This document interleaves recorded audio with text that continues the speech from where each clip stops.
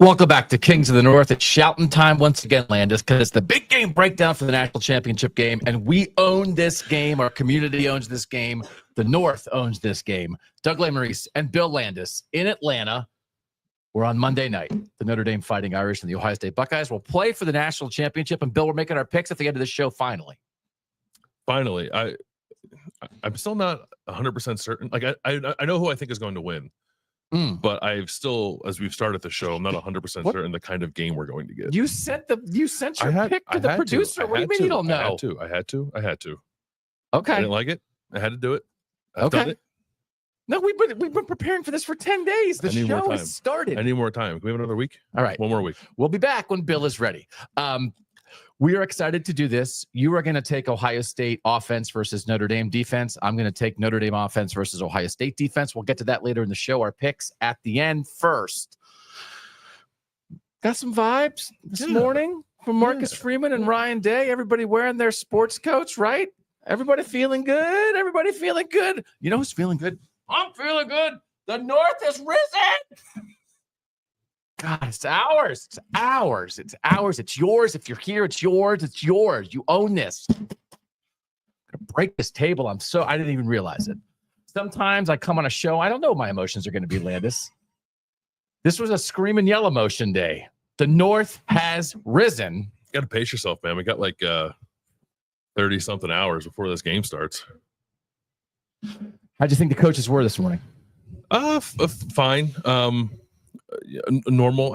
I guess like I was more interested in like Marcus Freeman's vibes because Ryan Day, I mean, it was a weird national championship, but he's at least coaching a national championship game before, and he has been on these kind of stages before, right? And this is still relatively new to Marcus Freeman. I wondered if he might sense like nerves or tightness or something like that out of Marcus. And I admittedly, like, I don't spend every week around him, I guess, to get the best gauge of that. But I didn't pick up on that. I thought, he felt or seemed very comfortable up there. Ryan Day as well. Both of them obviously very eager to get to this game on Monday night, but I thought the vibes were good. What did you think?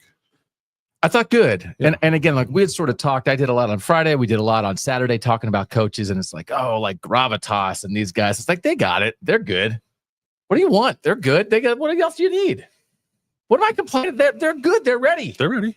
The teams are ready. They're ready. The teams are ready. As John notes, the second alternate name for our show, the name of the show is Kings of the North. The first alternate name is Philly Billy and French Vanilli. Mm-hmm. The second alternate show name is Two Guys in Plaid Talking Ball, which I like very much. Which it just drives with my closet. Yeah, right. Sometimes you can make your closet around the show, which I have done. I mean, I didn't have nearly as many crowns, capes, and swords before this show as I do now. Or you can build the show title to the existing closet, which is what's happening today with Two Guys in Plaid Talking Ball. Yeah, do I need a cape? I need a cape. Do I need a cape? I need a cape. You need a cape. I need a cape. You're so overdue for a cape. It's ridiculous. Let's talk about, I did get to ask a northernish question of Ryan Day and Marcus Freeman. I didn't want to put too much of. I thought you pulled back a little bit. Well, so it's how hard sometimes you pull back. Listen, Bill, this is all I do. I don't break news. Yeah. I don't think of things that a million people haven't thought of before, but I pride myself on news conference questions. I pulled back a little bit from saying the North has Marcus and Ryan. Would you say the North has risen? I pulled back from that to give them a little room to go there on their own. So I talked about these are two programs from a similar part of the country. What part is that? You don't have to. They know what a map is. It's up here. It's high. It's. They don't think they're like. Are our schools in Louisiana? No, they know where they are. Yeah. So I gave them a little room. Now we still are at a point where the only coach in this playoff run who has said the phrase "Kings of the North" back to us is Penn State's James Franklin, which puts him very high on the rating scale. Yeah, I would say so. He's also not here, but that's fine. Well, yeah, they have to factor that in. So they didn't say the name of the show in the question, but here's what they said. I was trying to get at what these schools have in common geographically, traditionally, how they go about their business. And I think if you listen right at the end, there's some code words in here going about your business the right way. That's a little bit of a Northern code word for me. We know what that means. We know what that means. And I think we got that at the end. This is Ryan Day and Marcus Freeman, similarities between the Buckeyes and Fighting Irish programs.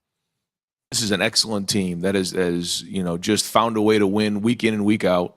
They, I think have over 140 points off of turnovers. They play great in all three phases. You talk about offense, defense, and special teams. I mean, these guys are really good on special teams. They keep you on your heels all the time. I mean, they fake punts, they fake field goals, they find different creative ways to get guys in the game. They've done onside kicks, they've done reverses on kickoff return. I mean, they're very, very good in all three phases. So it's a big challenge, and really the focus is about executing and making sure that we prepare for this game, not the fact that it's Ohio State versus Notre Dame. Nothing in the past matters, and nothing moving forward matters. I think, though, to answer your question, Doug, the fact that these are both Midwest programs, large fan base, alumni base, have an opportunity to recruit nationally. I think there's a lot in common there, and certainly everybody on our program has a lot of respect for Notre Dame. Coach Freeman. Yeah, when I think about the similarities, more than anything, I think the expectations that both programs have for each other, right, and for themselves. I'm sorry. Every season you go into the season wanting to be national champions, and obviously Ohio State has achieved that goal in more recent years than we have, but those are the expectations to be at the mountaintop, and I think there's not a tremendous amount of programs that can truly say that every year, and I think that's part of the reason why we're both at these places. We want to be a part of a program that every year has expectations of being the best, and they're willing to do whatever it takes to try to achieve that result. And the other thing, I hope that we continuously do it the right way, right? And that I know Coach Day and a lot of people on his staff that have integrity and do things the right way, and it's about building young people and helping them grow, helping them be better individuals because of the time they've spent with us. And I think that's important, is that you can aspire to win national championships every year, but you can also make sure that the young people you're leading are better because of the time they spent with you. And I think that's a reflection of both football programs. I'll take it. I mean, he didn't say the part like unlike teams who don't do it the right way, but I can add that in there. It's in parentheses. It's in parentheses. Yeah. This is the thing. We are the parentheses of Northern ball, right? Everybody else lives outside the parentheses, but we're willing to go inside the parentheses and tell you what is up. Yeah, it's like sometimes you'll watch like a movie like director's cut and there's commentary. Yeah, we're the commentary. Oh, yeah. The director's cut commentary of the Northern football story. Yeah. Should we? That's the thing. Do we make the story, or just like someone else make it? And we'll sit back and talk over it. Yeah. The story is the story has to happen organically, as it has happened here. We're in Atlanta, 2 Northern teams. Yeah. We provided. I also like the idea of every time we go to a clip and we come back, you're wearing an additional article of clothing. I did. My cape's in my room. Yeah. Your cape is still in a store somewhere that you need to get. So I think there's something to that. I enjoy that. If we were asking questions 2 years ago at the Alabama-Georgia national title game in Indianapolis, you'd ask that question. Hey, these are two similar teams. And again, listen, they play good ball in the South, right? So, but like, this is our ball. That's all. It's our ball. And they went far enough to make me happy. Yeah. They could have gone farther. But they're not also. But Ryan Day's whole first part is like, I mean, if I had said, Ryan, if I had stood up with my crown on, if I stood up with my crown and cape on, Doug Lesmerises, first of his name, ruler of the North, Ryan and Marcus, can the South cram it? I don't think I'm getting an answer there. You might get a laugh, though. I might get a laugh. Yeah. You also get that. Have I told you this before? There's a 76ers podcast I listen to sometimes. It's called the Rights to Ricky Sanchez podcast, and their entire shtick is to get people to say the name of the podcast. Oh, we should adopt that. Okay, we'll shout them out as for developing the idea, but that might be our new thing. Okay, no, and I'll just throw T-shirts at people. Yeah, it's like, Ryan, Say it. You'll get a shirt if you say it. Cannon. T-shirt well, cannon. Catapult might be. Oh yeah, that's old more school. brand appropriate. Yeah. So I wanted a little bit of a celebration of that, right? That like we know what the deal is here, and I do think, I mean, it's interesting. Ohio State has been the northern school that has competed the best on the national scene in this era. But you look at what Notre Dame doesn't have a national title since 1988. Michigan has it last year, but it's like when you really think of who has the most in common, Penn State is a great blue blood program, but they're not quite there yet. Like what Michigan did last year, obviously, they're the national champs. They rose to the level Ohio State had been at, which is you're a northern team that can compete for a national title. And now Notre Dame has risen to this level. So maybe even before, if I ask a question like that, there are some similarities, but people would say, but I mean, are they really, right? Maybe the coaches wouldn't say, but some people would say, come on, they're not. But I think they are now with the way Notre Dame's competing like this. I think there are differences. I think, and that's like a conversation about like the kind of admission standards maybe one university has compared to another, which I realize is not all that interesting. I think ideologically, some people love. I know. Is that the game's tomorrow? You want to talk about admission standards? Yeah, I think ideologically they're very, very similar in the ways they want to build their programs. I do think Ohio State and Oregon probably have more access to talent than every other team in the North, but I think programs like Penn State, like Michigan, like Notre Dame have elevated their levels or their abilities to do that in a way that does make it, I would say not quite equal, but close. But definitely makes this conversation generally about them being similar, I think, a little more worthwhile. But I do think like maybe Ohio State and Oregon have the most in common right now, but Oregon just look at the history. Yeah. Notre Dame and Ohio State and Michigan have that history. Michigan's the all-time winningest program. And then right now, those three teams have history like nobody else in the North. And guess what? They've all played for a national championship in the last 2 years. The three most historic Northern programs have also been at the top of the sport the last 2 years. What is up? Kings of the North is what's I like history. Yeah. All right, let's talk about it's a long season. First time that anyone's playing 16 games. Neither of these teams had a first-round bye, right? So you got 12 regular season. You had to play 4 playoff games. Ryan Day has certainly talked about this, but just the strategy of like planning to play your best ball now. This is actually the question I was getting asked, and somebody asked it ahead of me. But that's good. This is a good question. What did Ryan Day and Marcus Freeman say about how they prepared their teams to be playing their best in Game 16? You have to. When you look at the number of games that you could possibly play, you have to plan for that and then work your way back. That's sort of how we did that. We started at the end of the season and then worked our way back. And so there was a lot of things that we put in place to try to help with that. I don't think it's a secret anymore, but one of the things in particular was on offense, we didn't play as fast to cut down on the number of overall snaps, to make sure that our depth was where it needed to be, the way we practiced, the sport science behind it all. There was a lot of things that, we took into consideration knowing that this would be the run that we would look to go on. We'll see. It's all been up to this point, and it was all working towards this moment right here on Monday night. Coach Freeman?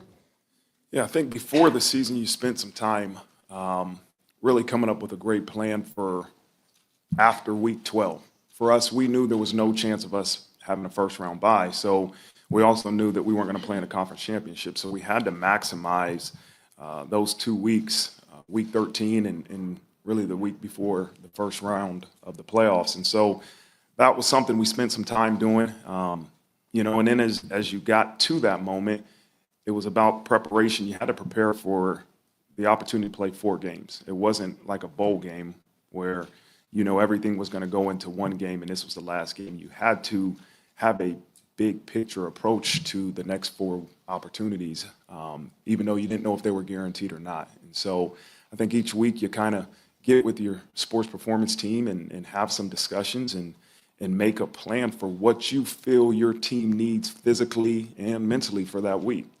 And it's worked pretty well for us, and we got one more opportunity to see how well we prepared.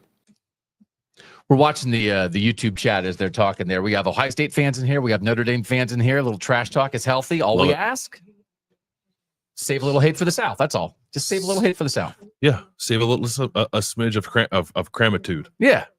I'm so interested. Like, I thought those were really interesting answers by those guys. And again, they said similar things along the way. But the two most interesting parts to me are Marcus Freeman not in a conference, knowing we're not going to play a conference championship game, and they really prepped week 13 as a bye week. Yeah.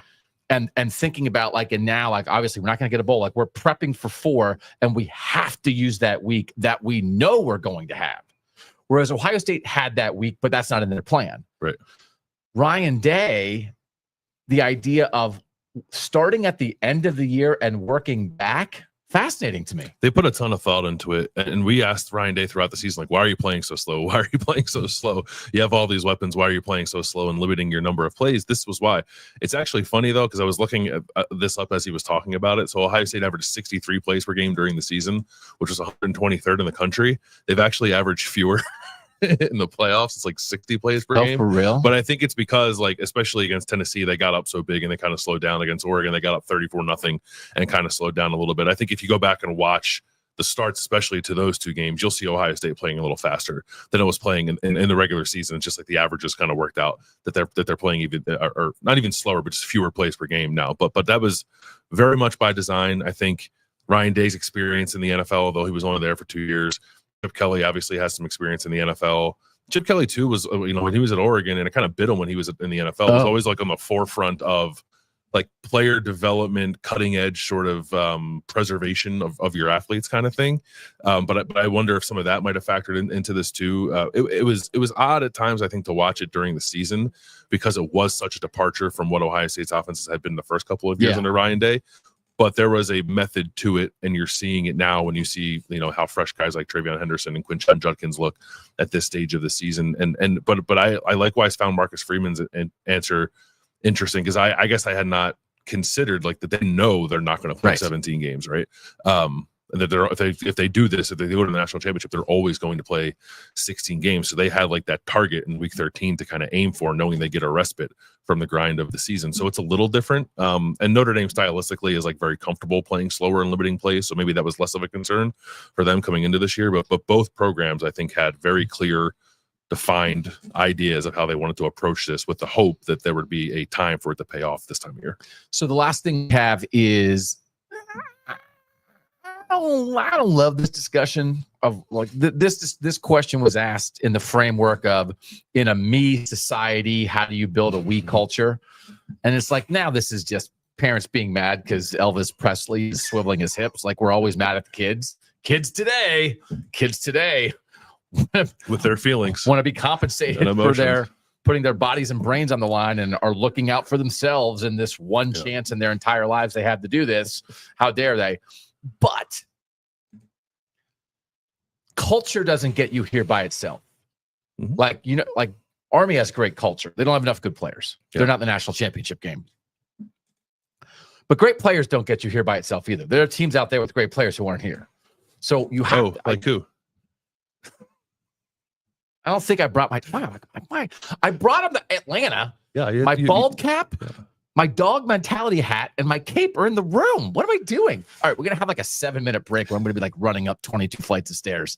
Get out of the way. I have to get a cape and a bald cap. So they have great players. And that's one of those, where did the conversation start for these two teams? Great players, right? Always. But you like their culture? I like both cultures. I think this is perhaps where they are. That is the Ohio State-ness, I think, rubbing off on Ryan Day in the time that he's been here, but also Marcus Freeman, obviously being a former Buckeye. There are very similar ideals there. Guess what, Doug? When you have the two mics next to each other, when you mute yourself and lean over, the cough comes through Landis' microphone. Yeah. It's all right. Professional show host. Yeah. I muted both of us. My God, I'll learn this. Yeah. It's only been, how many weeks has it been? We've been doing this show for 17 months. Is this season is 17 months long, I believe. I won't do that again. No more coughing. I've been coughing for 3 months straight. Culture, asked about it. Here's what Ryan Day and Marcus Freeman said. First off, I would say that, I think as coaches, we get too much of the attention a lot of times. This journey for for us has been about our players, our staff, our coaches. They're the ones who are on the field. They're the ones playing. And they're the ones, there's a bunch of guys that decided to forego an opportunity to go to the NFL or whatever it was, other schools, to come back, to have this opportunity to chase this goal. And right now the focus is on finishing, the mission of winning the championship. But, anybody who's around our players and speaks to our players or interviews our players is quick to recognize, what a special group it is, how mature they are.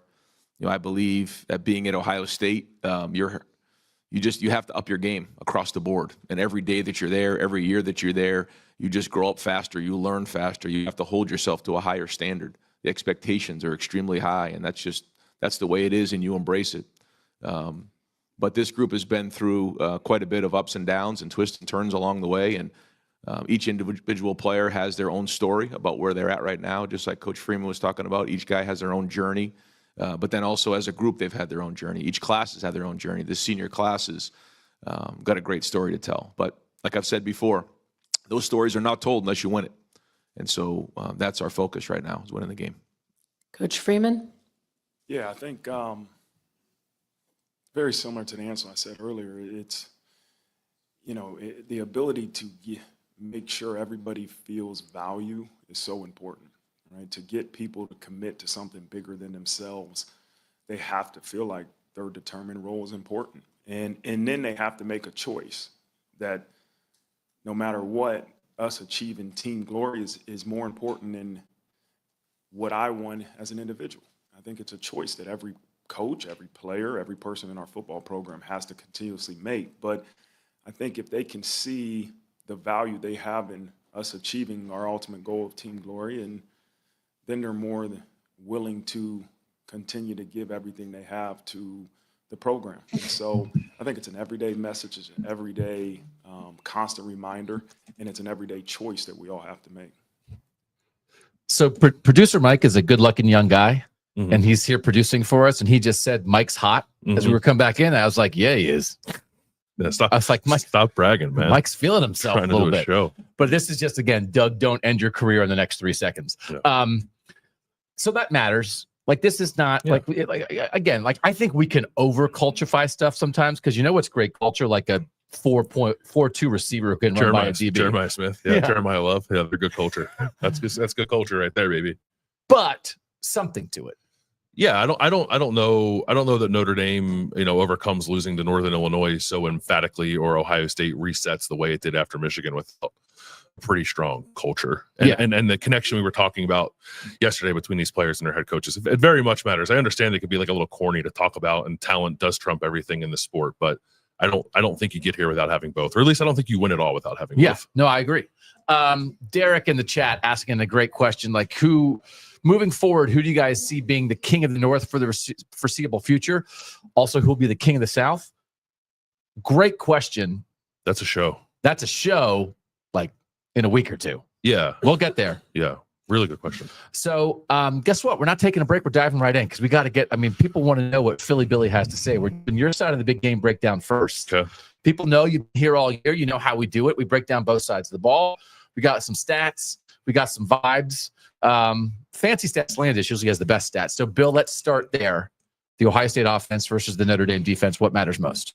What Notre Dame's going to do coverage-wise in this game, I think, right? We've been talking about it since the matchup, came out last Friday when Ohio State won the Cotton Bowl. Will Notre Dame show up in this national championship game intent on playing as much man coverage as it has played all season? It plays. So I don't know. Like, there are varying statistics I think you can find on this. I think I feel comfortable saying, like, estimates around 50% cover one man, which is really high, and around like 70-ish% single high coverages. So that's cover one or cover three. Middle of the field, closed defenses, walk a guy down to have an extra defender there to help defend against the run. And I did look it up against Penn State to give you an idea of how Notre Dame prefers to play. Single high coverages against Penn State, 22 out of 28 drop back, so practically all of them. 17 of those being cover one man. 35 of 42 rushing attempts by Penn State were into a heavy box, 7 or more defenders. Okay. So that is how Notre Dame wants to live. how much they intend on changing that, I think, is what will kind of define what kind of day Ohio State is able to have in this game, because there's a ton of confidence, rightfully so, that if Ohio State plays a team that is going to play a lot of man coverage, then it will throw the ball successfully to Jeremiah Smith, Emeka Egbuka, Carnell Tate. Will Howard is one of the most efficient passers in the country against man coverage, and I think has one of the higher yards per attempt against man coverage this season. And like, Texas didn't play it. Whatever Texas did against Ohio State, whatever your perception of that was, like Texas shutting down Ohio State or not, Texas played 2 snaps of cover 1 in the Cotton Bowl. So again, just so you're with us on here. Cover 1, that's man coverage and one deep safety, usually in the middle of the field. Yeah. So not as much help. You're putting it on your corners, as opposed to cover 2, you're going to have 2 deep safeties, which just gives you more help. But then if you only have 1 safety deep, that means that safety can come down and help against the run. The other safety can. So what Notre Dame wants to do is take away the run and make you throw. Make you throw into tight windows, really challenge your receivers, be physical with them. Because even when they play zone, they're going to be pressed up. I think like they want to be in your face on the line of scrimmage and be really physical with you. I want to play a clip, Mike, talking to Xavier Watts, Notre Dame safety, and Leonard Moore, Notre Dame cornerback, about this, and you get a little bit of Brandon Innes at the end about Notre Dame's mindset playing man coverage coming into this game. I think it's just the confidence we have. I mean, the practice we do. I mean, everything starts with practice. We practice man coverage a lot. Our coaches reiterate, denying our man. Our DB coach, we have a saying, DMM, deny our man, deny my man. So just the confidence we have is what we do, and it's, we go out there and do it. We played man all season. We played the highest percentage of man. So I'm really just, we're gonna stick to our game plan as we always do. We're obviously gonna mix some things in there, but we're gonna play our game at the end of the day. They said they're gonna play man, so we expect them man. But we prepare for everything. Whatever you got, we have. We know we can make the adjustments at any point during the game, so we're ready for everything. I don't believe him. I don't believe him. Can I read you a quote from Al Golden? Read it. Notre Dame defensive coordinator Al Golden. "That's what got us here, being aggressive, being on body as much as we can while changing up some of the looks.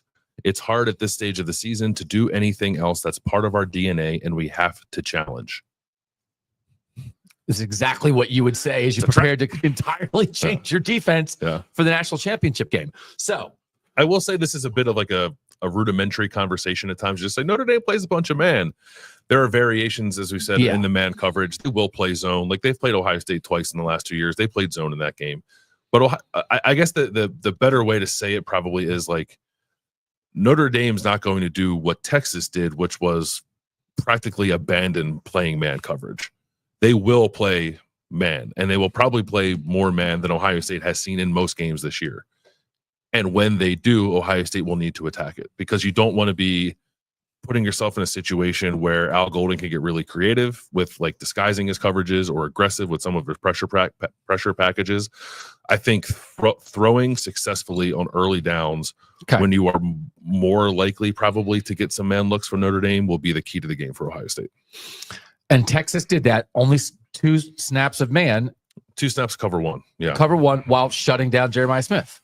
They took him out of the game because they didn't say, we're just going to man up on him. We're going to make sure we're always leaning toward him. And the result was Carnell Tate and Emeka Egbuka and the run game and Will Howard got it done, while Jeremiah Smith's role was to like take up 1.5 or 2 guys every play, right? Yeah, it was the way that I posed it to Ryan Day is like the gravity, and I think we talked about it here on that Jeremiah Smith creates when you want to drop a linebacker in front of him, or you want to have a safety always playing over the top of him. You want to play like cloud coverage over him, where you have it sort of like bracketed top and bottom.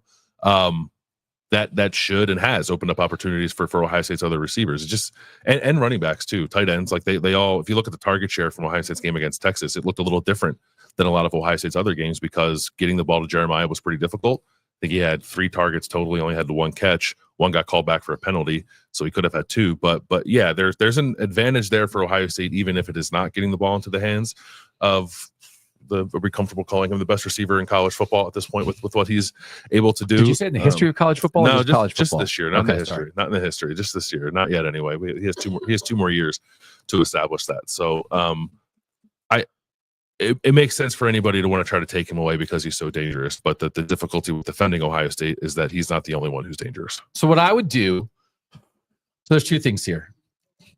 Ben Morrison, the first round NFL corner for Notre Dame, last year did the best job on Marvin Harrison Jr. that anybody in the country did. Now, Marvin Harrison Jr. also rolled his ankle in that game. The second half, yeah. But like nobody hung with Marvin Harrison Jr. like Ben Morrison did. If Ben Morrison was in this game, then Ben Morrison was going to be one of the guys playing men. This is nothing against Christian Gray and Leonard Moore. It's only saying I don't think right now those young corners are playing like a guy who's ready to go in the first round of the NFL draft in a couple months, which is what Ben Morrison is. Yeah. If you had that, I'd be a little more into this. And the second thing is, if my plan was to come out and have like a bunch of man looks that you bail out of right before the snap and drop into a zone, what I would do first is plant in the mind of Will Howard, man, we're just going to be a man like we always are. And then like on the first drive, I would come out, look exactly like you're in man, and then not be in man, and then start messing with his head. I think Leonard Moore and Christian Gray have played really well this year. Everybody does. They got thrown on a little bit against USC, and they hung in. And at the end of the game, Christian Gray, right? You get a pick in a key spot after they've picked on you. They picked on Christian Gray in that game, and he hung in. I've talked with Notre Dame coaches about this, with Mike Mickens. Hung in, did not give up, had a short memory. That's a baller. That's a dude. But if you give up a bunch of stuff against Ohio State, like that's next level even from what USC is. So I don't believe it because, and I'm not saying that Notre Dame's not capable. I'm just saying that like with what Ohio State's doing right now with their passing game, I don't know that any defense is capable of saying like, hey man, we play man. That's what we do. So I don't believe them. I think it's fair to be circumspect. I do think against USC, like, so the two offenses you would look at, I think if you were like studying Notre Dame's defense, think like, oh, what can Ohio State do here? You would probably look at USC and Louisville. Against Louisville, they played a lot of man, but Ben Morrison played in that game. Okay. Against USC, they did play more zone. And the USC game was weird because there was, I didn't feel like USC was like consistently moving the ball up and down the field on them, but they were explosive. And explosive in a way that I don't really think any other team has been against Notre Dame this year. And that was both throwing and passing. And I think USC averaged almost like 7 yards carry in that game too. So there was like, Notre Dame played zone more, and then there was some space available to attack. So it's not, you simply switch saying we're going to play less man does not mean like, okay, we're in good shape now against Ohio State. Right. And then we haven't even talked about Ohio State running the ball yet. So yeah. I think Notre Dame is going to come out and play 50% cover one and 70% single high defenses? No. Do I think they'll still throw those looks out there? Yes, because that is their fastball.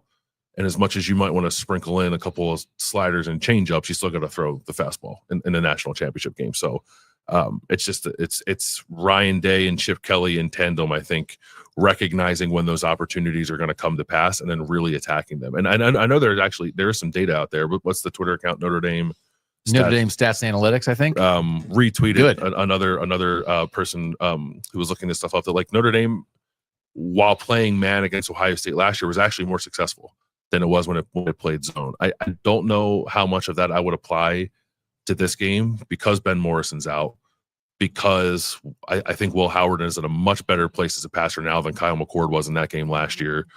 Jeremiah Smith is healthy where Marvin Harrison Jr. was not healthy for at least half that game. I just think the offense is very different and in a better place for Ohio State. And maybe Notre Dame's defense is not quite the same either. But I mentioned it only to say, like, there is a world where Notre Dame can play man and have some success, right? It's not like it's not the the death knell of the Irish defense if they decide they want to play some man in this game. G Baby in the chat makes a good point. Leonard Moore is playing arguably better than Ben Morrison as a freshman. Yeah. He's bigger and a better tackler for sure. So like he's playing really well. Yeah. So I mean, I think the point is like Leonard Moore is better as a freshman than Ben Morrison. Like I'd take Ben Morrison right now, but Leonard Moore, experience. It wasn't part of the clip that we played there, but I talked to Leonard Moore for like 4 minutes, and I said how did you know you were going to be ready when they called upon you? And he's like, no, I wasn't really expecting this. I knew I was coming in behind a guy who's going to be a very high round draft pick, and then that guy got hurt, and I had no other choice but to be ready. So, but they've kind of not skipped a beat with him out there. I agree. I think if you watch throughout the year, Christian Gray at times has looked a little more gettable. I think he can attack the seams a little bit too of this defense. But Leonard Moore's been great. Like he's going to be a star in college football, I think, at the cornerback position with how well he's played as a freshman. Wild. True freshman Leonard Moore, true freshman Jeremiah Smith. We just talked about them really both for 12 minutes. Yeah, really good. They were in high school last year. This is one of those. Last year, this time they were going to their prom. Everybody loves to say that stuff, right? I guess you don't go to proms in January. You don't go to prom when you early enroll either. Yeah, isn't that sad? Yeah, I think they should have college early enrollee prom. Wouldn't that be good? Just 15 football players dancing the Kesha. What if that's what we did? What if we started a foundation? We call it Northern Prom for all the early enrollees, and we just have, and it's just it's just us. We're the DJs and chaperones. Yeah. DJ Plaid. Okay, so what else is there besides throwing the ball? Oh, running the ball. There is one other. Before we get off entirely of throwing the football, I do want to mention, just in the name of like other guys perhaps stepping up, if Jeremiah Smith does get extra attention in this game, Emeka Egbuka in 2 career games against Notre Dame, 16 receptions, 186 yards, almost 12 yards per catch. Mama. Clutch last year on the road in South Bend at the end of that game, caught the pass that got them down to the 1 yard line where Ohio State plunged it in for the game-winning touchdown. And we've talked, I think, in other big game breakdowns relating to Ohio State about the Emeka Egbuka's penchant for stepping up in these kind of big games. You mean big game mech? Is that what you're talking about? Big game mech don't get much bigger than this one. So, like, it's his last game in an Ohio State uniform. I think he's like 3 receptions and about 100 yards away from being Ohio State's career leader in both. Okay. So he has a chance to put himself at the top of the record book receiver-wise, but also I think have a major impact on this game because, like, Leonard Moore and Christian Gray aren't going to bump inside the cover of Emeka Egbuka. Right. Now, Xavier Watts is always lurking back there, and he's as dangerous as any safety in the country, but I think maybe other teams have used like tight ends at times to attack Notre Dame throwing the ball.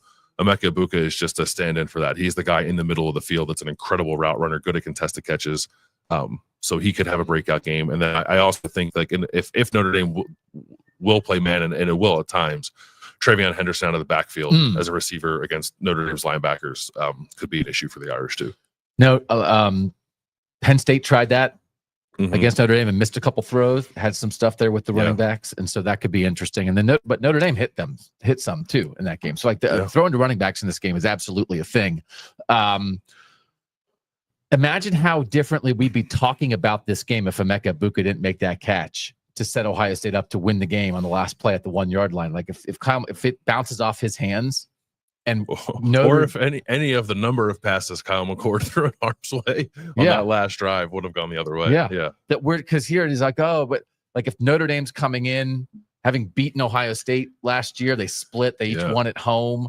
I mean, I think it would have changed the trajectory, I think, of Notre Dame potentially, but might have changed the trajectory of Ohio State. But again, the trajectory they're both on got them here. So good. It would have. I think it would have changed the tenor of this game. Where I don't see a lot of people picking Notre Dame. And I think if this was a rubber match, then I think people would. Yeah. Be. Yeah. Which again is a reminder of like that. It was that close. I mean, if you're like Notre Dame, they can't hang. It's like, what do you mean? And the 2 years ago it was close too. It was CJ Stroud 21-10. Is that what it was? Yeah. They'd like to have Ohio State had to march down the field at the end of the game, like throw a sideline pass to Mayan Williams or something, right? Like some ridiculous CJ Stroud improvisation thing. Great play. Yeah. Extended a play. I think it was like 3rd down and he threw a ball, like a magic pass to Mayan Williams on the sideline.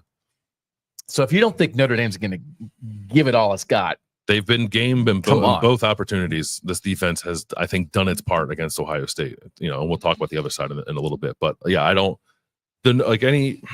get that, like, we've seen a form of Ohio State in this playoff that can be rather terrifying. But I would push back on like a notion that Notre Dame's not ready for this because they've played in the last 2 years and Notre Dame seemed pretty ready for it. Yeah, I agree.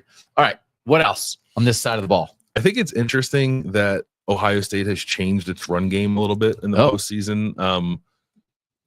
I think you would say through the first 12 games that Ohio State's bread and butter rushing play was inside zone, and Notre Dame's defensive line is undersized a little bit. Like it's fair criticism, I think, but they're super athletic. They move around a ton. They slant really well. They just really gum up the works if you're going to try to run zone schemes against them, especially inside zone schemes, I think. But Ohio State has kind of steered away from that in the playoff.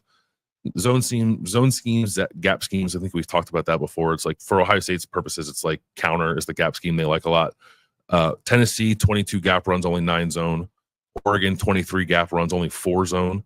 Texas was a little more balanced. They didn't run the ball a ton in that game, 12 gap, 7 zone, but they have been a predominantly gap scheme team. And if you look at some of the underlying numbers for Notre Dame's defense, they are worse against gap schemes because they are a smaller defensive front, which I think makes sense. So, like, that being said, I don't think Ohio State has like an overwhelmingly large offensive line either. And they have a guard playing tackle. They have, Carson Hinsman at center is, on the lighter side, I guess, for centers, like right about 300 pounds. So it's not like Ohio State's offensive line has a reputation of being maulers necessarily, but I find it interesting that Ohio State's run game in the course of this playoff has like kind of taken a turn away from the thing that Notre Dame seems to defend the best. Yeah, coincidentally. Yeah, it is pure coincidence. Like quite a fortuitous stroke here. Yeah. For the Buckeyes. Yeah. And Mike Kadick, when he was on Friday, talked about that Notre Dame is a little undersized up front, but as you just said, they move around a lot. They are athletic. Riley Mills, the guy who was like one of the bigger guys ones, there, is obviously out for this game. Like the Notre Dame linebackers, like Xavier Watts coming down and hitting. Aiden Schuler had a huge play in the Georgia game where he came down and popped the dude and forced a fumble. Yeah. That was a huge play. So was it Tui Alamaka had the strip sack, or was it RJ Oben? Yeah. RJ Oben had the strip sack, and Aiden Schuler had the forced fumble before that. So they'll hit you. Think about what Xavier Watts is for the Notre Dame defense and Caleb Downs is for the Ohio State defense. And then but Aiden Schuler for Notre Dame and Lathan Ransom for Ohio State are also both awesome. It's like a huge safety game. So you think Ohio State can run it? Maybe not. I think they could find some success running it because of everything I just said about zone schemes and gap schemes. And if you go back to last year's game, the most successful rushing play that Ohio State had was Travion Henderson getting loose at the start of the second half for, I think it was like a 70-yard touchdown. That was on counter. That was GT counter. They pulled the tackle. They pulled the guard. Ohio State's just done a lot of that. They've done a nice job of building RPOs off of that. So that's the other thing about this that I've heard too. It's like, maybe Notre Dame can like bait, quote unquote, Ohio State into similar games that Michigan has done in the past.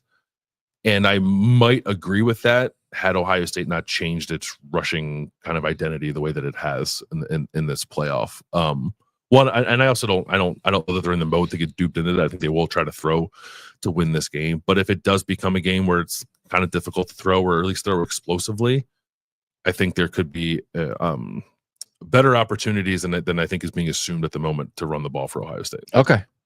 And also, I mean, Michigan baited Ohio State into that, and then they tried to run into a top 5 pick in Mason Graham. And again, it's no offense to anything Notre Dame has, but they're just not Mason Graham quite the same. Yeah. I watch out for pressure, like blitzes. Notre Dame blitzes at a pretty high rate. They're very good at it. Donovan Jackson's been great at left tackle. Josh Fryer, I think, has been a little less so at right tackle for Ohio State. So maybe if it's Kingston Viamuasa coming off the edge or something, he's got a lot of speed. I think Josh Fryer sometimes struggles with speed. So that could be an opportunity for Notre Dame to get in Will Howard's face. I think Notre Dame is really hoping that it can confuse Will Howard with disguising coverage and pressure and maybe force him to get the ball out of his hands quickly. Because if he doesn't do that and he's able to kind of get his feet set and push the ball downfield the way he was like against Tennessee, that's a bad day for Notre Dame. Okay. Mike Kadick, again, had talked about this, the games that Notre Dame will play up front a little bit, send some stunts at you, that kind of thing. The interior of the Ohio State offensive line, which has been reshuffled in the second half of the season, now feels like Luke Montgomery is kind of locked down. Left guard here late in the year, Carson Hinsman at center, and Tegra Shabola and Austin Sarabeld at right guard.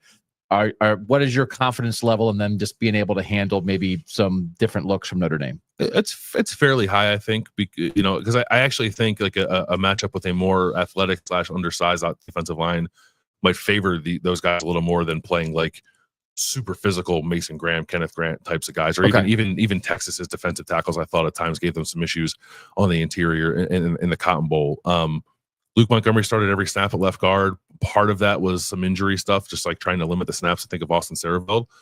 Tegra Shabola played probably the best game of the year that he's played against Texas. So I think they'll be up for it. Carson Hinsman was the starting center last year when Ohio State played Notre Dame. One thing that did hinder Ohio State a little bit against Texas is they had to play on a silent count in that game. I probably should have asked this week if they actually thought that was necessary. I didn't do that, but I don't think that'll be necessary in this game. So that I think will slow down Notre Dame's front a touch, or at least, not give them the head start that Texas was getting because of the silent count in the Cotton Bowl. Okay, you good? Good. All right, that's that side of the ball. That's Ohio State offense, Notre Dame defense. We're going to take a quick break. I'm going to cough for 45 seconds off the air. And when we come back, Notre Dame offense, Ohio State defense. Next on Kings of the North.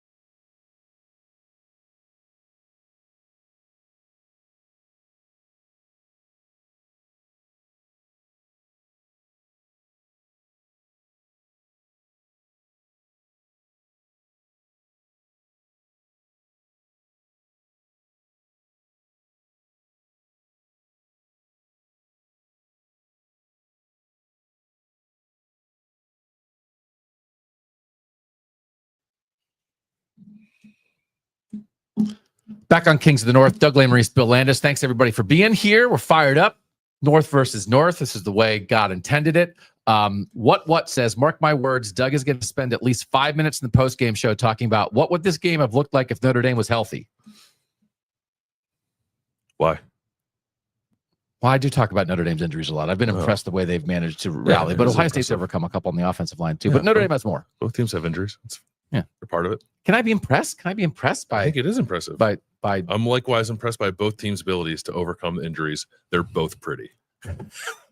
Likewise impressed is also your new nickname. Let's do this side of the ball. First thing we're going to talk about is Riley Leonard. He can run. Mm-hmm. Is it weird? I feel like every time I've talked about Notre Dame, I start here. But just like as a comparison in this game, Riley Leonard in 3 playoff games has 165 rushing yards and Will Howard has 54. It's not better or worse. It's just different. So it's why talking about the ability of the Notre Dame quarterback to run just feels like always a primary thing to me. And it's different, I think, for Ohio State. They've just not seen a lot of offenses that are going to try to attack them this way. Dylan Gabriel will scramble. He had a designed run touchdown against Ohio State in the game in the middle of the season. Dylan Raiola and Drew Aller scrambled against them a little bit. They didn't get the Bo Prabula design quarterback run game from Penn State in that game. Honestly, it's like Marshall, I think, is the team that might have given Ohio State the most designed quarterback run stuff it's seen all year, and that was in September. Right. So it's scrambles and design runs. He has 109 yards in the playoff on design runs, 56 on scrambles. Against Indiana, it was 23 on scrambles, 12 on design runs. Against Georgia, it was 20 on scrambles and 69 on design runs. Against Penn State, it was 13 on scrambles, 28 on design runs. Really the one, he had a 32-yard QB draw right up the gut against Georgia where he just made a linebacker miss and then was off to the races. Mm-hmm. That they were down 3-0 at that point. That was the propulsive play for their first scoring drive. They only got 3 more yards on that play, but he took them into field goal range and they tied it up 3-3. And then he had against Georgia the huge 3rd and 7 run where he gained 8 yards and jumped up and Malachi Starks hit him. But on that play, so this is the thing, that one's a design run and then like that 3rd down run, he stiff arms a linebacker, outruns a DB, and then tries to flip over a safety on a 3rd and 7. Gotta have it to put the game away kind of play. Mm-hmm. It's like, what did they do? They went to that, and you watch that play, and it's like, dang, man. Now I'm gonna do it. I'm gonna do it. Some of those Georgia guys on that play, I'm not gonna say they're mid, but I do think actually this Ohio State defense is better. So like you can there's a part of it that's like that was super impressive for him to do that against Georgia. It'll be harder to do against Ohio State. But this threat, they are going to pull it out when it really matters. They're going to pull it out. They're going to call a QB draw. They're going to run him wide and let him get moving. He is going to scramble at times. Mm-hmm. Kirby Smart was super worried about it. You've got to be concerned about his ability to do it. And I don't know what they'll do. I don't know if Ohio State, how much they might try to spy him on third downs and that kind of thing. They certainly have guys who can do that, whether it's Sonny Styles, whether it's Caleb Downs coming down. I also do think there's, again, some of the guys in the middle of the defense for Georgia, they had really good edge guys and a good safety. I think when you think about Sonny Styles, Caleb Downs, Cody Simon in the middle of the Ohio State defense, they will be better able to try to track Riley Leonard down, and the corners know they're going to have to be physical at times. So this is a huge part of the game, but Ohio State also has some guys that'll make it a little bit harder, I think. I think so. I didn't think Ohio State did a great job when it tried to spy Nico Iamaleava in the first playoff game, and they were kind of using defensive linemen at times to do it. It was a bit puzzling. They had a better plan to do it against Oregon, and they were using more like Cody Simon. Cody Simon, like vividly, Cody Simon had a play where he got a sack because Jack Sawyer smoked the tackle, forced Dylan Gabriel to step up, and Dylan Gabriel stepped up like into the arms of awaiting Cody Simon. So I think there's some of that. Caleb Downs is a good person to shout out. The X factor is that Riley Leonard is much better at this than anyone Ohio State has faced.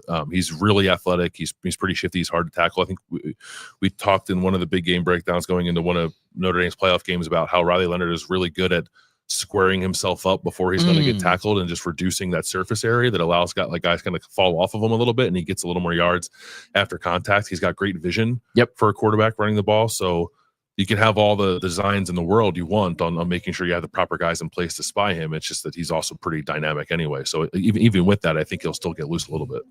So you're going to see it. And how effective it is a huge part of how Notre Dame's offense is going to operate. It's the whole thing, I think. I'm maybe built out of the thing. Yeah. I'm maybe most curious because you can agree with me if you want to. I think maybe Notre Dame has gotten to this when it's sort of exhausted all of their options, and that is running Riley Leonard. I wonder if they might come out running Riley Leonard in this game.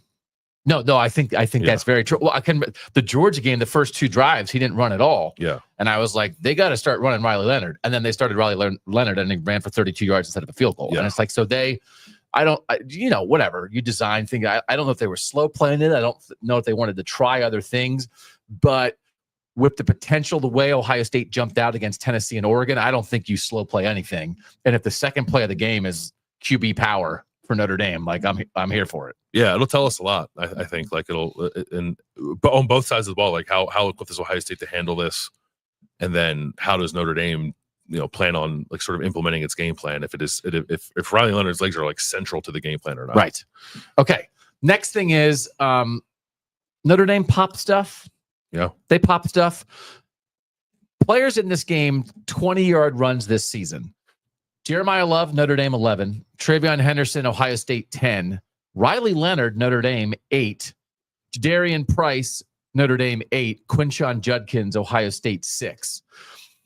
Based on the number of carries, Jeremiah Love has a 20-yard run every 14 carries. Travion Henderson has it every 13 carries. Riley Leonard every 21 carries. Jadarian Price every 15 carries. Quinshon Judkins every 31 carries. So Travion Henderson is a shot out of a cannon running back. So are Jeremiah Love and Jadarian Price. But also Jeremiah Love will run through 6 tackles and throw his body into the end zone when 9 guys are trying to tackle him too. So this has been primary to what they've done. It's how they beat Texas A&M in week 1. If that's how they go about, if that's what wins them this game, it would bring that full circle. And it's just a reminder, I think I might have used the phrase SEC speed in my question to Jadarian Price about this, but you just have to be on alert, especially so it's on both sides of the ball. If Notre Dame's going to run some games up front and open some alleys and all of a sudden Ohio State backs out of the box, if Ohio State gets caught in a blitz, gets caught in a play call, and all of a sudden you're one guy away from a Notre Dame guy breaking it, I absolutely think that's going to happen in this game on both sides of the ball. Yeah. Where ankle tackles might really matter in this game because both sides, and I think we know it. Everyone knows that Travion Henderson is a shot out of a cannon guy, but so are these Notre Dame guys. I asked Jadarian Price about that. First off, you got to have speed. This day of college football, there's a lot of, fast guys on defense, a lot of guys who can, on D-line, who can literally reach out an arm and stop you full momentum. Guys like Riley Mills. But yeah, you just got to have speed, quickness. There's a lot of things that you can't really train to just have breakaway speed, but there's a lot of things you can train, First off, your reads, making a full speed decision, being able to actually hit the hole and make a breakaway run. And sometimes me and Jeremiah, we even practice them in practice. Like, we'll be at the 50-yard line. We'll go, all right, okay, this play, I'm going to take it the distance like it's a game and I'm taking the distance. So, yeah. I'm fascinated by that. Them just like standing at the 50-yard line and being like, okay, let's run to the end zone and make guys I love that idea. Darian Price, great dude. I mean, again, this is like sometimes Fancy Stats comes in here and is talking to you about like cover one and all this stuff. And I come in here and say like, big plays matter. Big plays do matter. Okay. Yeah. Making me feel better. And Ohio State doesn't give up a lot of them. And Notre Dame, I think, needs them to be successful on offense. Ohio State, I think, has tackled pretty well this year. I guess there have been a game or two maybe where that wasn't the case, but if you look at like PFF's tackling grade, they're 24th in the country. That's pretty good. Notre Dame is very good. Notre Dame's 4th, 5th in tackling, but Caleb Downs is great in the middle. He's had a few ankle tackles that I think have saved touchdowns this year. Cody Simon's been a very good tackler. I think Sonny Styles, the weak side linebacker's tackling ability has been a little up and down. Maybe he's got to be pretty locked in on some of these plays. Lathan Ransom is like a missile coming down, but he's missed a time or two as well. He missed a tackle on that Dylan Gabriel touchdown that I referenced earlier. So it's not like, they've been impenetrable for some longer runs. They've been pretty sound, but this is kind of how Notre Dame lives. I think they could have some opportunities to bring a big run or two. Everybody has big plays sometimes, but sometimes they're incidental. It's primary to Notre Dame, especially like their big plays are going to come in the run game, whether it's the quarterback or these two explosive running backs. And again, they're super talented guys with speed. Yeah, I don't think we saw Oregon throw the ball over Ohio State's head in that first matchup. No one else has really done it, and I don't know that Notre Dame's equipped to do that. If they happen, they gotta come via the run. We have that. I have 6 things to talk about. Okay. That's one of them. Okay. Do you want to know what number 3 is for the Ohio State defense, Notre Dame offense matchup? Please. Caleb Downs, and my only note is let Landis cook. So Caleb Downs is in the discussion among the best players in college football, and I think it is worth revisiting the way that Ohio State is deploying him and how that factors into this matchup. We had someone in the chat say that like there's no better ankle tackler. Yeah, Robert, no better ankle tackler than Caleb Downs. So we've been trying to come up with nicknames for him. The ankle tackler. I like the ankle tackler. Sounds like the Hamburglar kind of.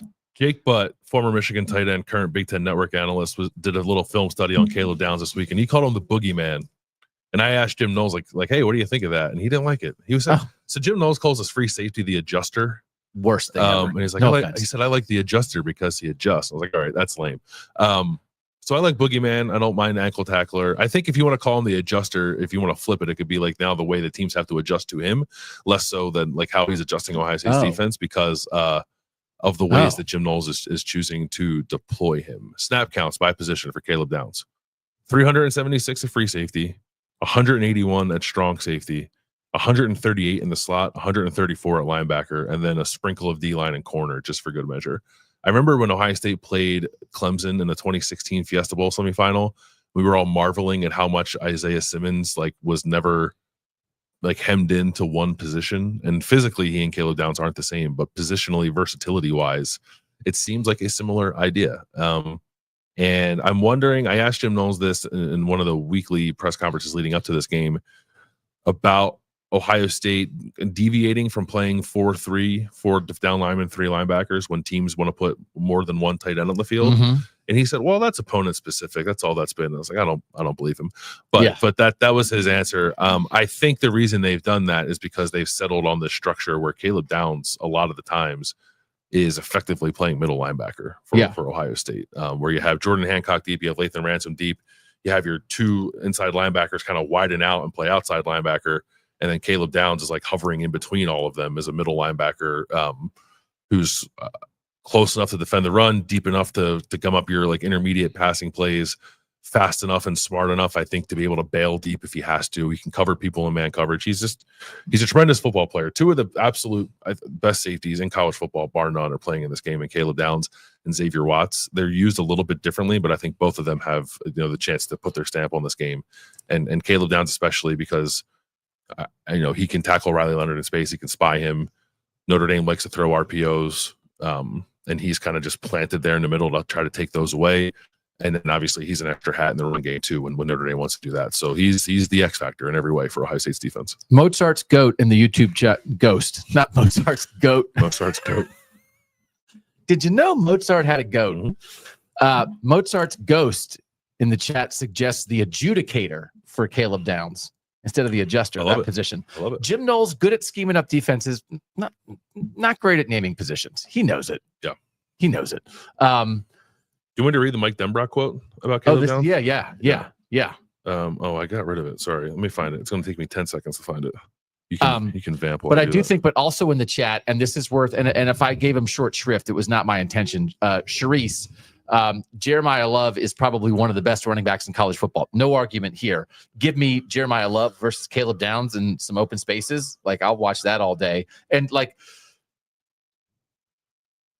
could Jeremiah Love win this game for Notre Dame? Yeah, he could. Now, his playoff thing has been, he's been fighting a knee thing. He also had some games where he wasn't, I think he was a little sick. But, he said, like, in this playoff run, he told Pete Sampson, it was like, when did you decide I was ready to play? And like, your knee was okay to play. It's like, I never decided that. I just played anyway. And it's like, oh my, are you kidding me? Like, hey, when did you know you were healthy enough to play? I never knew it. I played anyway.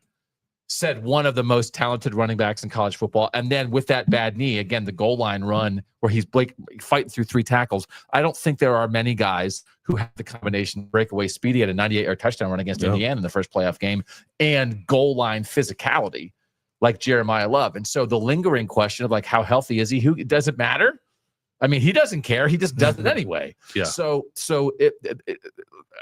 I'm taking an extra 2 minutes here. Jeremiah Love is awesome, and we've had conversations before. Others have suggested, like, is Jeremiah Love the best running back in college football, or at least the best running back in the playoff? Like, he deserves that kind of discussion. And I think he will be at the front of that discussion, like heading in the next season for sure. And we didn't go to Notre Dame practice yesterday, but I saw people reporting that he was practicing without the bulky knee brace that he had been playing with. So maybe he's feeling a little healthier. Here's the quote from Mike Denbrock, Notre Dame offensive coordinator, about Caleb Downs.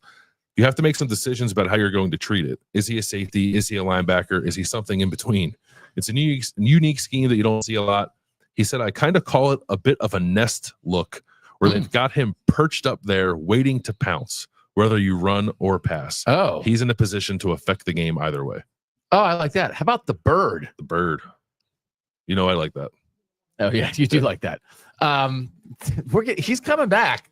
He can't go to the NFL yet, so we have all offseason to name Caleb Downs in his position. All right, the next thing I want to talk about is the Notre Dame offensive line, because guess what? They're injured, and I'm really impressed by the way they've overcome it. I'm not going to apologize for it.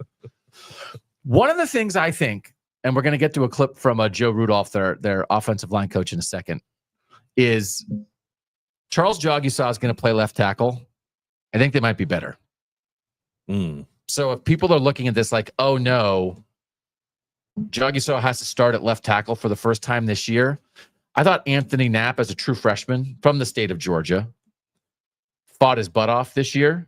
He's a true freshman at left tackle. His pass blocking grade is 47.7, according to PFF, for the year. The other guys on the offensive line, Billy Strouth, 83.2, Pat Coogan, 77.6, Emil Wagner at right tackle, 73.7, Rocco Spindler, 69.6, is by far the worst pass blocking grade. And then when he got hurt against Penn State, they put in Tosh Baker. Tosh Baker gave up 5 pressures against Penn State. His pass blocking grade in that game was 21.3. No way, no. I think Jagusaw is going to be better than that. This guy is like a borderline 5-star recruit. He was targeted. He's like been preparing for this. He was supposed to be the left tackle all year, and now he's here now. And as we talked about previously, Joe Rudolph said they've played him left side, right side, guard, tackle. We had a whole wiping conversation. I think he's ready. So, but like I think they bottomed out. Anthony Knapp had a slow start because guess what? He's a true freshman. Then he got really good in the middle of the year. And then in the playoff, he had a few more problems. Higher level of competition, maybe running out of gas a little bit, gave up 6 pressures against Indiana, 3 against Georgia, and then Tosh Baker against Penn State gave up 5. So I think we will see better left tackle play from Notre Dame in this game than we have seen at any point in the playoff. So if you're looking at it, and I'm just saying that as an advisory of like, if you're thinking, oh, Notre Dame's left tackle is hurt. That's going to be a problem for them. I don't think it's going to be any more of a problem than left tackle has already been in the playoff, which again is not against those guys. It's just the reality of a true freshman, a backup that you put in. Charles Jagusaw is like, I think he's ready for this, man. I've expressed my potential concerns with that. You have, but I don't just convinced you. I don't disagree with you. Like I think there's a strong chance that Charles Jagusaw plays better than Anthony Knapp has played this year. But maybe he's still not awesome, and there are still opportunities there for JT Tuimoloau and Jack Sawyer off the edge. Like I everything I said, like adjusting to the play speed for the first time this year. He's only made one start at tackle in his career. It was last year in the bowl game. He played really well at right guard. This is different, more space, more speed. And then also too, like having not played, you can say like, well, this guy's fresh, true, but is he ready to play 65 snaps of really high level left tackle against some of the best defensive ends in the country? Is like the other side of the coin. Like, right. Have you worked up the stamina to do that? So I like him a lot. I think he's going to be great, and I think he'll probably be good in this game. But you're never going to feel great about throwing a new starter out there for the first time in the national championship. At least I'm not going to. All right. I talked to Joe Rudolph about this again, just the ongoing story of how Notre Dame has managed this, and this is just like the latest thing. Joe Rudolph, Notre Dame offensive line coach.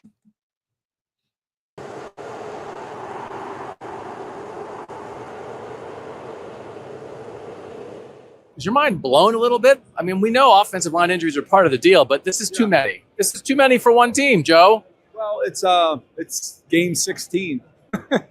You know, you're in uncharted territory. So what we actually talked at the beginning of the year. We said, okay, we're a band of brothers, and it's going to take everybody, and you don't know when or how it's all going to work out, but it's going to work out. When your number gets called, you got to be ready to step in.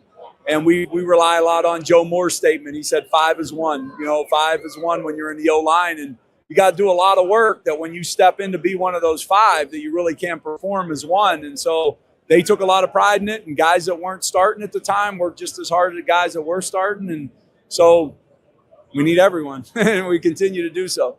Did you, when Jagusaw got hurt, was there in anybody's head that like maybe by the end of the year? Yeah, I'll be honest. Our training staff, Rob Hunt, he said, you know what, there might be a chance if you guys get into the playoffs. And so he laid that down early. And I think it was just a little bit of that hope that Charles, because when Charles first got injured, you know, the very next day he's out of practice with a script and he's coaching up the tackles, and he never lost like the mental aspect of being involved and being in it.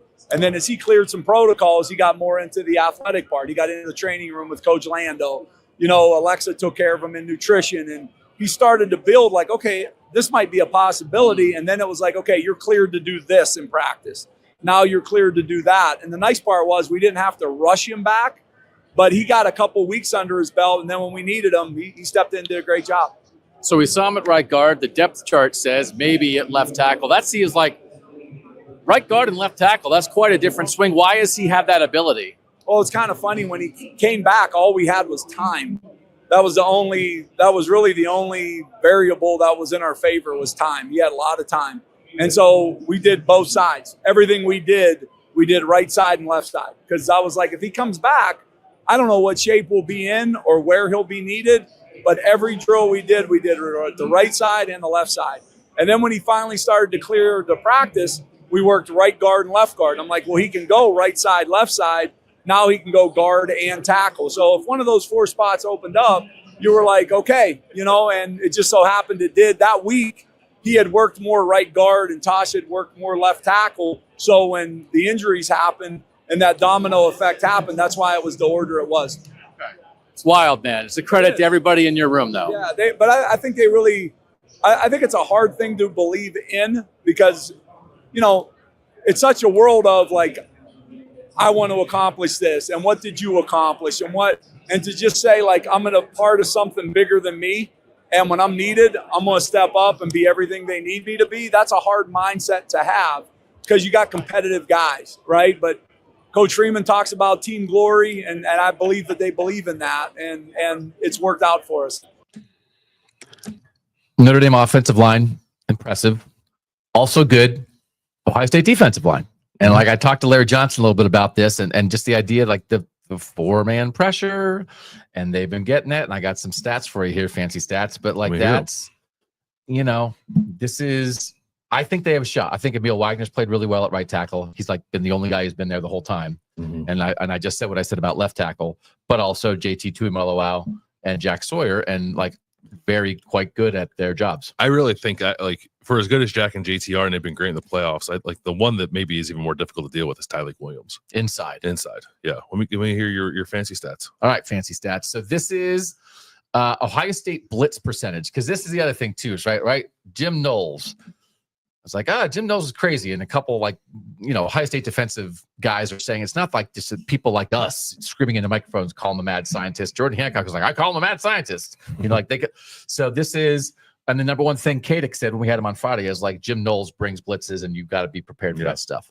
So in the playoff, according to PFF, Ohio State blitzed Tennessee only 9% of the time, but they got pressure on the quarterback 43% of the time. Against Oregon, they only blitzed 15% of the time, but they got pressure on the quarterback 30% of the time. Against Texas, they blitzed 32% of the time and got pressure on the quarterback 46% of the time. By comparison, against Oregon the first time around the regular season, they blitzed 39% of the time and only got pressure on the quarterback 36% of the time. So they got less pressure than they did blitz. So they went from blitzing 39% in the regular season against Oregon to 15% of the time in the playoff, and they got like the same amount of pressure. And then against Penn State in the regular season, they blitzed 36% of the time and got 43% pressure, right? Whereas again, like what they did against Tennessee was remarkable. They barely blitzed, and they were in Nico Iamalieva's face half the time. So they blitzed Quinn Ewers because they weren't worried about him running. Dylan Gabriel and Nico Iamalieva are more slippery. Riley Leonard's more slippery. I don't expect them to blitz a ton because you're worried about what Riley Leonard's going to do, and you can blitz yourself and do a good play for Notre Dame, a good broken play for them. Yeah. But the whole point is, and as Larry Johnson said, like they've been getting 4-man pressure, and then that changes everything. I don't think they're going to blitz a lot in this game. Part of the pressure is a correlation of what they've done on the back end of the defense. Jim Knowles has said this a couple times throughout the playoff. He thinks that the front four is winning more often without blitzing because he's doing a better job of disguising their coverages and making the quarterback hold the ball for an extra beat. And that's allowing Jack Sawyer and JT Tuimoloau, Tyleik Williams to actually get to the quarterback, where the last 3 years have been defined by like how close those guys have been to getting the quarterback, but not actually sacking him. And it's just really kind of been flipped on its head in the playoffs. So I would be surprised if you see a ton of pressure from Ohio State. Now, if Notre Dame's offensive line is stalemating the front four, then Jim Knowles turn it on. Or he'll start throwing out some simulated pressures. That could be an opportunity for Notre Dame. I know like the second touchdown that Texas scored in the Cotton Bowl was a simulated pressure where you still rush 4, but you rush them from the second level and replace them with defensive linemen. Yep. He dropped out his defensive tackles. He brought the 2 linebackers. Texas threw a wide open wheel route to a linebacker for a touchdown. And like Jim Knowles afterwards was like, boneheaded call. They got me on that one. I guess wrong. So if he's getting, I think you can at times get Jim Knowles like a little impatient. And then he'll start calling those blitzes. And usually they're effective, but sometimes they're not. Think of his first Michigan game, right? The unfathomable blitz on J.J. McCarthy that allowed them to get a broken play touchdown and got Michigan back into that game. Like that's there less than I think it has been in the past, but it's still there kind of lurking on the edges if Notre Dame is able to play well up front and keep Riley Leonard from getting pressure when Ohio State's just rushing 4. So I would very much I'm super curious if Notre Dame can hold up early against an excellent Ohio State defensive line, and Ohio State's not generating a ton of pressure, and Knowles lets it rip, and now you get worried about getting caught in the wrong call and Notre Dame back hitting something. You get worried about, because the only way Texas moved the ball at all was throwing the ball to running backs against linebackers. You get caught in a couple of those matchups. All of a sudden, what should have been a sack, Riley Leonard evades it, and now he's out of the house, and that's a big play. Like I would be like first 2 drives. If Notre Dame's line can hold up, then I think it's on. Now the chess match is on. If Ohio State's getting consistent 4-man pressure, then like there's no chess match. It's just like, okay, we're gonna rush these guys and then play 7 guys in coverage and good luck. Yeah, I like that. There's no chess match. Yeah. Yeah. It becomes a game of shoots and ladders. Yeah. Okay. Next thing is the pass game. There's been, well, the first thing is Mitchell Evans, the tight end, talented tight end, didn't have as big a statistical year as a lot of people anticipate. I think some injury stuff, but he had 8 targets, 5 catches at Penn State for 58 yards. Those were his high targets and high catches for the season. They came out and threw to him right away. And I did ask Mitchell Evans about that. Going in that Penn State game, we knew like some of our game plan was they do a lot of man, and they like statistically and just kind of watching film, like they couldn't really cover tight ends, and that was kind of like their weakness, and their defense was kind of covering tight ends with how they played it, and on top of that, we just liked our matchups better. And that's what you kind of got to do when you play a man, because Penn State plays a lot of man-on-man defense. And so with that, it's just a lot of one-on-one matchups, and you got to find your best matchup to win. And we just kind of felt going in, the tight end matchup was one of the better ones. And so we're going to try to find ways to exploit that and get the matchups that you want. And, I mean, I didn't expect to have a couple catches in the first drive, but I kind of knew going into the game, like, hey, like, you know, maybe the ball's going to find me a little more this week, but we'll see what happens. And then I try not to go into games expecting anything. I just try to go in there just playing free, fast, and whatever happens, happens. And, you know, the ball just kind of found my way early. They were splitting him out and getting him matched up in corners and using his size in that game. Could that work against Ohio State? I think so. Do you know which team Mitchell Evans has his career high receptions against? I'm going to guess Marshall. Nope, it was Ohio State last year, 7 for 75.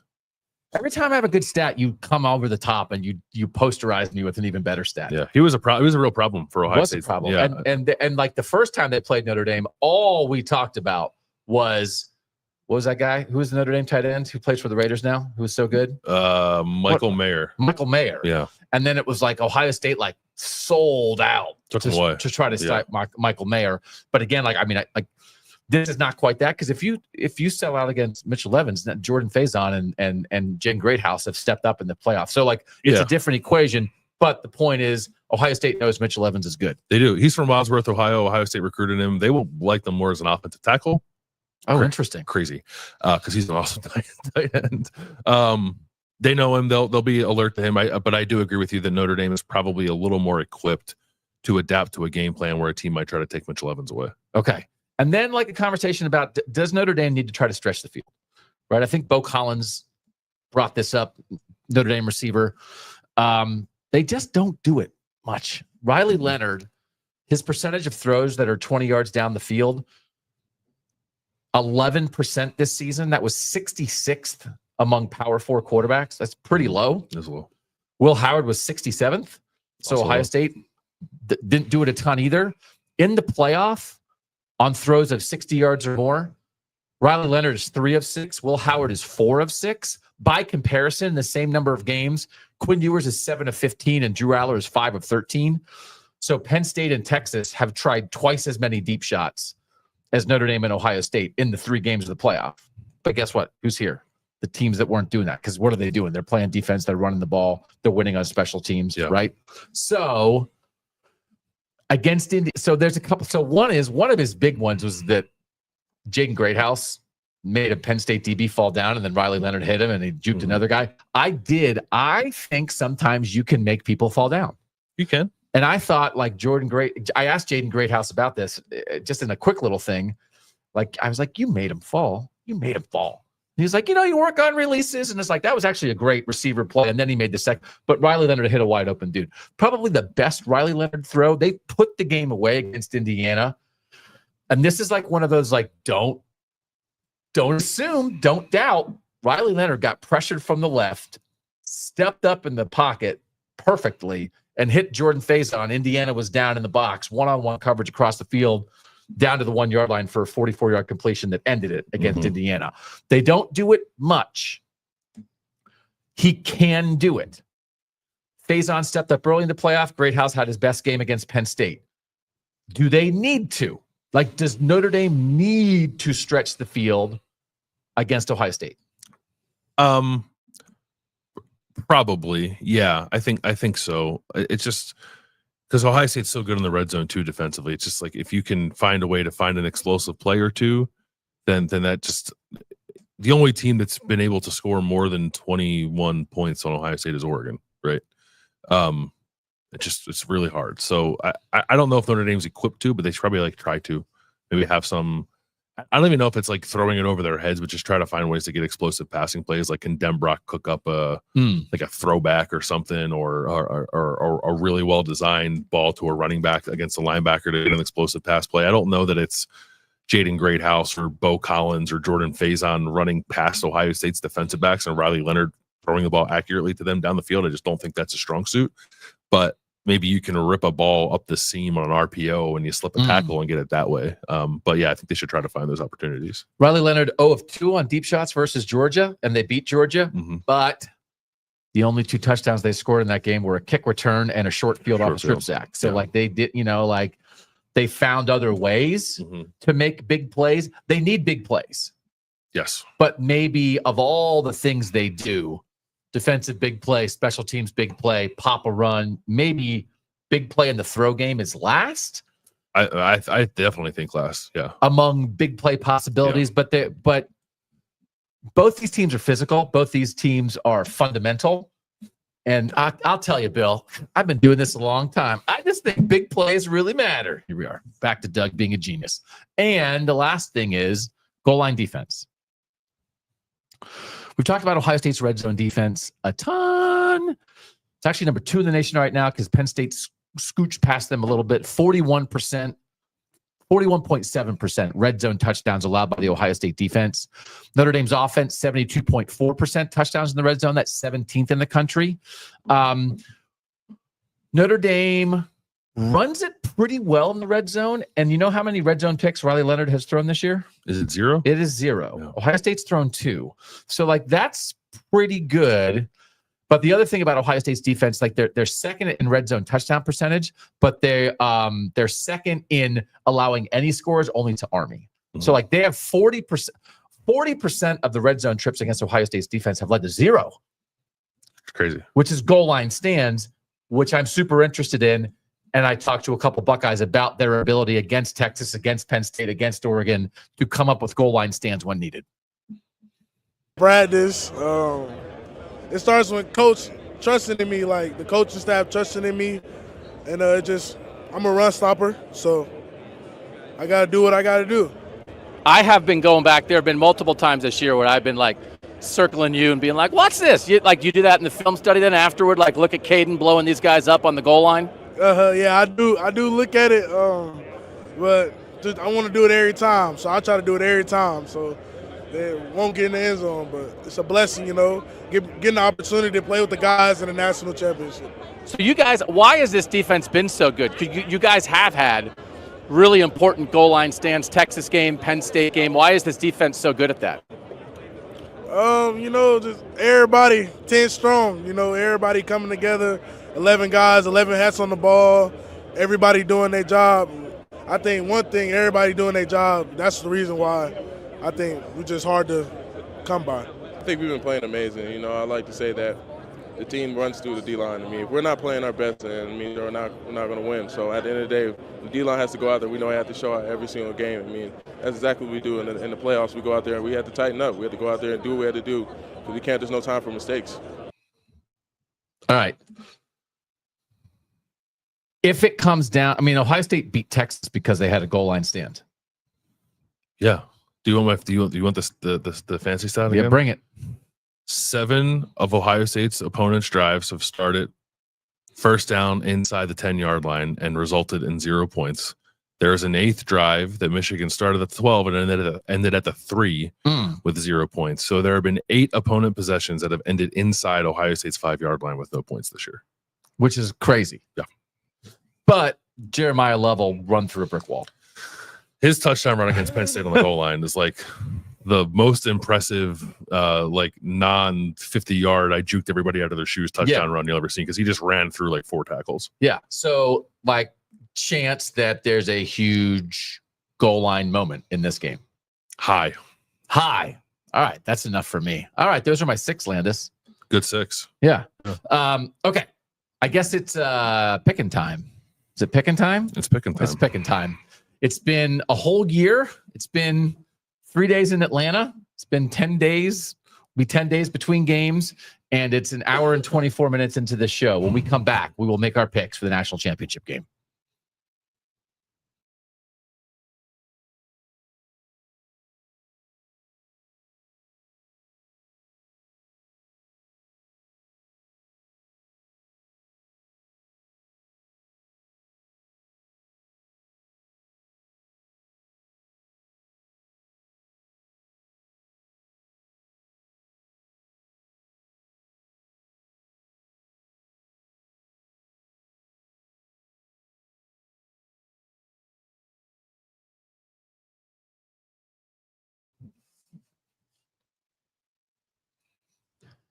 Time to make our picks. I think we're undefeated in our picks this season. Is that right? We've gotten every game right? I've gotten every game right. I don't know about you, but I have. So go ahead, go find.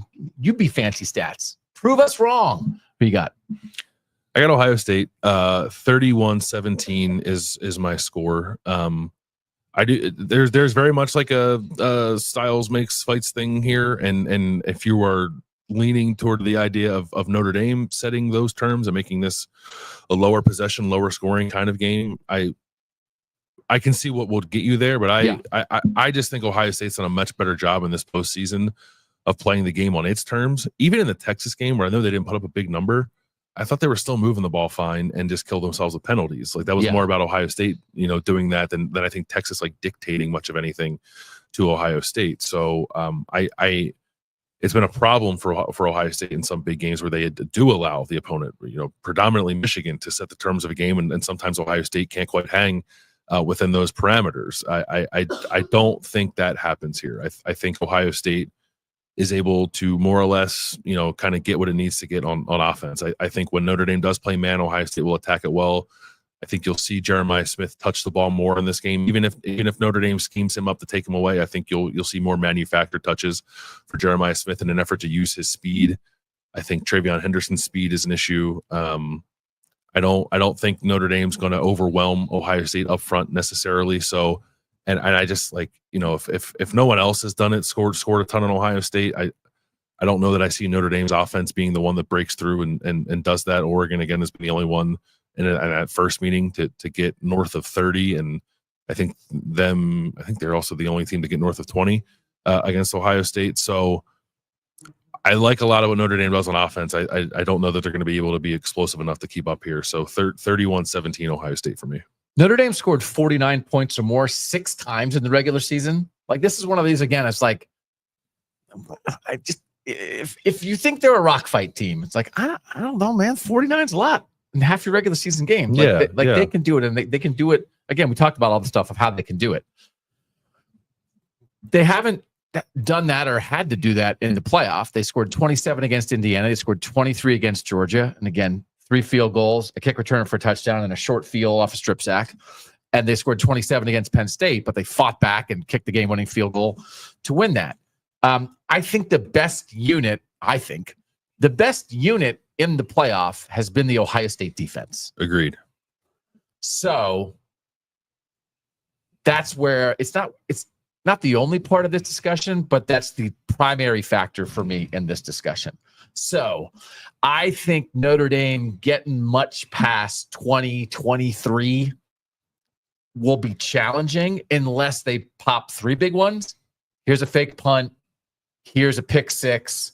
And here's Jeremiah Love for 71 yards. Mm-hmm. Okay. Which is plausible. They had 3. They had 3 at halftime against Penn State. They had 0 late in the first half, and they wound up scoring 27. So, like, they can do that to you. And I will say, as much as I've been, like, impressed by Notre Dame along the way, I convinced myself before the Penn State-Notre Dame game, too many dudes for Penn State. You stuck with Notre Dame, and you picked them. Mm-hmm. And I was like, too many dudes. And then Penn State was up 10-0. I was like, I was right. And then Marcus Freeman grabbed me by the lapels and said, have you forgotten about what we do here? So we both have Ohio State at 31 because we share a brain. Like, that's probably the line. I'm not sure how Notre Dame gets to 30. Can Notre Dame win 2017? Can Notre Dame win 23-20? I think they can. But if this Ohio State offense can dictate a little bit, I just think the Ohio State defense has been, even like the moments like, oh, Texas found a way to kind of shut down Jeremiah Smith and did the Ohio State defense has kind of done its thing the whole year. It really has. Again, Texas hit a couple things to a running back, which are like the only thing. But I just think it's tough because I just think the Ohio State defense is difficult for anybody to score on. I have a hard time seeing Notre Dame score more than 2 touchdowns. If you're going to tell me they're going to find a third, whether that's on special teams or on defense, then I think things can get interesting. And, we saw Will Howard throw a pick 6 to start the Penn State game. Yep. I don't think a team scored on. I actually don't know the last time a team scored on special teams against Ohio State. But Notre Dame is really good at it. They're intentional about trying to do that. So if they can, it's not even about stealing a possession. It's like stealing a score. I think for Notre Dame in this game, if they can do that, then I think it resets things and Notre Dame can win. Without that, I don't know that they can score enough, because I even think and I thought this for the Texas game too, because of how poorly Texas's offense has been playing and what I thought of that matchup. Anything less than 20 points, I think it's going to be really difficult for Notre Dame to win the game. Okay. Now, the one thing is that Will Howard interception when he was trying to get the ball to Jeremiah Smith against Texas, and the linebacker dropped, right? And he is after the fact was like he didn't really see the linebacker. Yeah. He was not expecting that coverage and didn't really see him. So the way that Ryan Day explained it was a play action pass that they didn't sell well enough, in his opinion. Then there was pressure, and Will Howard had to throw the ball quickly, and he threw it. If Will Howard has to throw the ball quickly, and Jeremiah Smith is out in the pattern, he's probably going to throw it to Jeremiah Smith.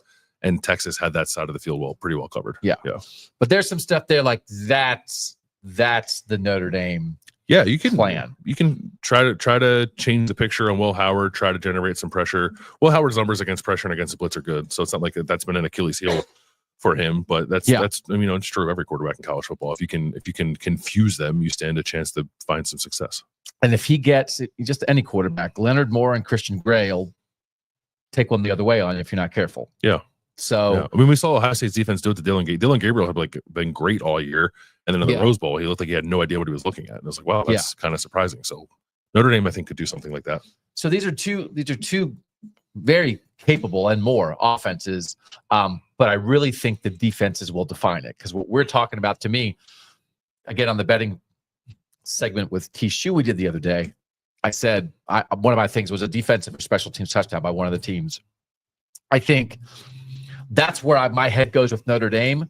Like, they can get points with their defense, and for Ohio State, I don't think they're going to give up many points. But it is more my head in the matchup goes more as talented as Riley Leonard, Jeremiah Love, Jeremiah Smith, Emeka Egbuka, Will Howard, Trayvon Henderson, Jadarian Price, Mitchell Evans. My head goes to the defenses first. So does mine, and especially to Ohio State's defense. They've been in such a good way this year. Yeah. Limiting in this playoff more specifically, like the combination of limiting explosive plays, diverse coverages in disguise, defensive line really getting after it. They're just sound at all 3 levels, and so is Notre Dame.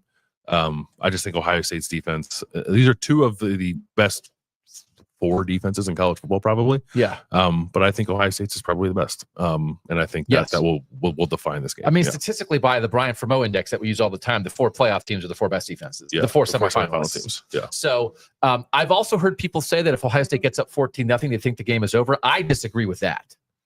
I disagree with that. Yeah, I kind of think that, because I thought that against Penn State, and it was like, oh wait. Mm-hmm. So it's because I do think if Ohio State gets up 14-0, now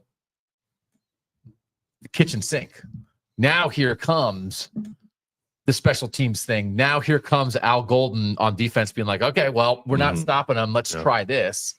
And now here comes the Notre Dame team that has, since the worst loss of the college football season, has fought its butt off every single week and been a dominant steamroller. So I'm not giving up. I am not kicking back and thinking that this is going to go the way of the Tennessee game or the Oregon game just because Ohio State might have early offensive success.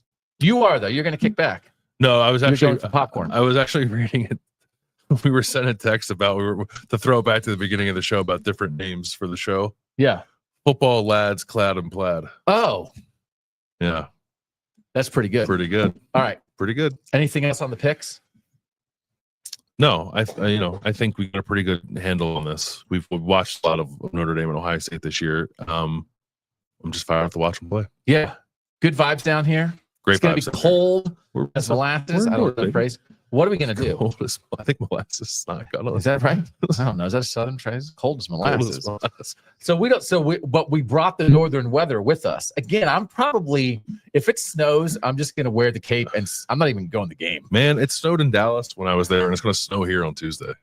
It is. The North has taken over college football and has taken over the weather of the SEC. And it's pure domination. It has been noted along the way. These two teams knocked out all three SEC teams in the playoff, which is just, probably something worth mentioning here in an hour and 35 minutes into this thing. I think so. So we're excited for it. We are going to bring you a Monday afternoon show, noon Eastern at our typical time on YouTube. It's like a final. We might get some media friends in here, have their picks. If you got stuff in the chat you want to bring to that, we can have some fun. We can maybe delve into a few more big picture things. We've gotten the picks out of the way. Mm-hmm. So that's the whole point. And then Monday night post game, we'll find a spot because guess what it's going to be? It's going to be a Northern National Champion. Who do you want to listen to talk about that other than us? Nobody. That'll do it for this episode. Thanks to everybody for being here. We love the activity in the chat. We love people standing up for their teams. We love people being excited about Northern college football. And if you want to tell us to cram it, that's allowed. But the cram-o-meter is on hiatus. Yeah, it's taking a break, a well-earned break.